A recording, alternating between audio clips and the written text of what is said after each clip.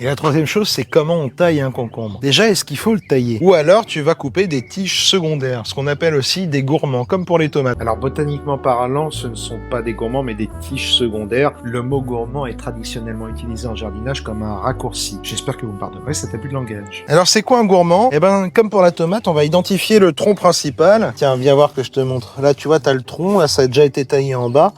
Notre tronc, bah, c'est celui qu'on a choisi, hein, sur lequel poussent les feuilles. À l'aisselle des feuilles, sur les concombres, tu vas avoir des fleurs. Là, on le voit très bien ici. Les fleurs ici. Tu vas avoir la feuille là. Le tronc, là, il continue par là.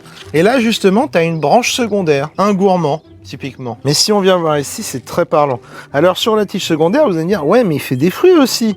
Oui, mais au bout d'un moment, sinon, ça va être le bordel si t'en laisses partout. Si t'as 36 tiges secondaires, le plan, déjà, il va peut-être faire des plus petits concombres. Et puis, bah, tu vas plus t'y retrouver et tu vas en perdre dans la masse, dans cette jungle de concombres. Alors moi, je vais venir la tailler, mais quand je vois qu'il y a un fruit comme ça qui est déjà formé, ah bah, je vais le laisser. Hein. On va pas gâcher de l'énergie bêtement.